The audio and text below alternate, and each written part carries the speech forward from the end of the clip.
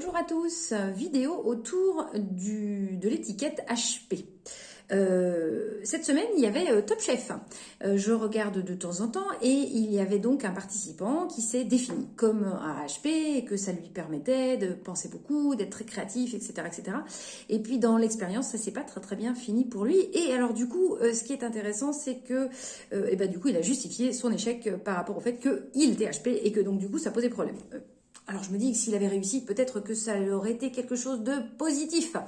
Bref, quelle est la raison de cette vidéo? Alors déjà d'une, parce que hier on m'a fait remarquer que c'était quelque chose que je travaille depuis... alors qu'est-ce que ça veut dire? C'était quelque chose que je travaille. Pardon, je m'exprime mieux. Ça fait plus de 8 ans maintenant que je suis spécialisée autour de l'accompagnement des personnes hypersensibles ou avec des caractéristiques en tout cas à ce qu'on appellerait HP. Pourquoi? Parce que déjà moi-même j'ai découvert que peut-être quand même j'avais des trucs un peu différents. Et puis surtout, pourquoi aussi? Parce que j'ai toujours tenu à cœur de faire en sorte que ce ne soit pas un problème ni quelque chose qui rende difficile la vie au quotidien. En réalité, pour moi, être différent, c'est une chance. Donc les étiquettes, c'est pas trop mon truc. Donc j'avoue que je ne surfe pas sur la vague de dire ouais, les HP c'est comme ci, les HPE, les HPI, les zèbres, les machins. Je surfe pas sur cette vague-là parce qu'en fait, voilà, pour moi, ce ne sont que des caractéristiques de personnalité.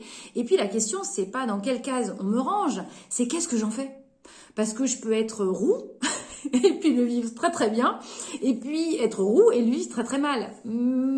Est-ce que du coup être dans la catégorie des roux forcément me rend plus créatif ou plus, je sais pas, peut-être. C'est possible, mais en l'occurrence, je suis pas rousse.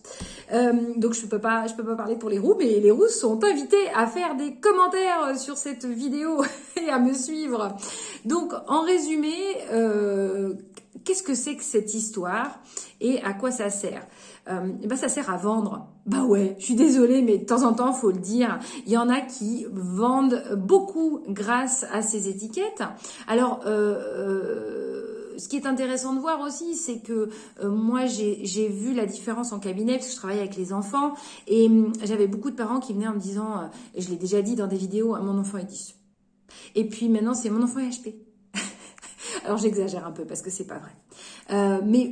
Et j'ai beaucoup de gens qui viennent me voir et qui me disent oui, mais alors du coup, vous faites des diagnostics? Non. Mais vous faites des bilans? Oui, mais je vous dirai pas, je peux pas savoir. Par contre, je peux vous donner les pistes de effectivement qu'est-ce que ça peut faire chez vous d'avoir un mode de pensée différent. Pour moi, c'est vraiment ça. Le HP, quel qu'il soit, a juste une façon de penser qui est différente. J'ai fait une super vidéo là-dessus qui dure, même une interview qui dure presque 2 heures où j'explique, je la trouve bien, en tout cas les gens quand ils l'écoutent, ils comprennent. Mais en réalité, c'est pas tellement important. Et le bilan ou le diagnostic ne résout pas les difficultés. Et quand bien même je serai HP, est-ce qu'il y a des gens qui sont manipulateurs dans l'HP? Oui. Est-ce qu'il y a des gens cons? Oui. Est-ce qu'il y a des gens intelligents? Oui. Est-ce qu'il y a des gens sympas? Oui aussi. Bref, on est ce que l'on est et ce que l'on en fait et ce que l'on devient. Donc chez les enfants, je vais préciser là-dessus. Chez les enfants, ce qui est important, c'est surtout la sécurité intérieure. Pas la sécurité que vous leur donnez en tant que parent.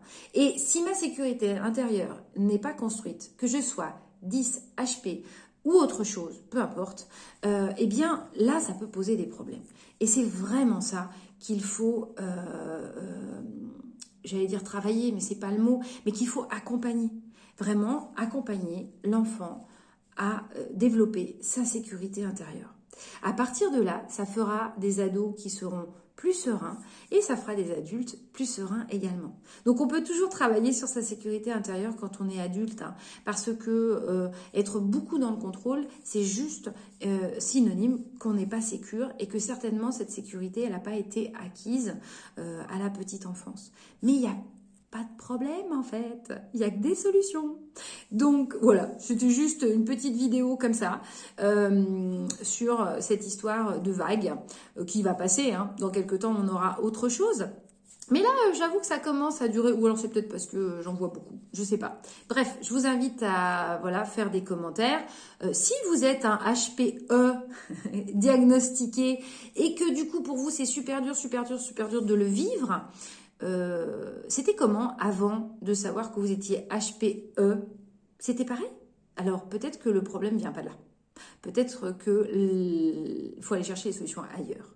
Si vous êtes un HPI qui a des difficultés à gérer les émotions, notamment, eh bien, pareil, est-ce que vous êtes diagnostiqué? Et si c'est le cas, est-ce que, à part le fait de savoir que vous avez un quotient intellectuel qui dépasse celui de la moyenne, parce qu'il faut savoir quand même qu'il n'y a pas beaucoup de population au-dessus de la moyenne sur le coefficient intellectuel, qui en lui-même ne veut pas dire grand-chose non plus, puisque finalement, je crois que de mémoire, c'est 2,5%, sachant que les gens qui sont diagnostiqués sont des gens qui vont se faire diagnostiquer parce qu'ils ont des problèmes.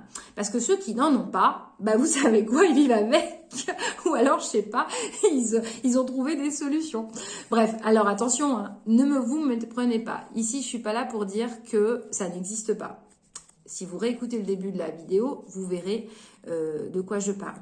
En tout cas, que je suis consciente qu'effectivement, nous avons tous des caractéristiques différentes et qui peuvent parfois être mises sous un intitulé.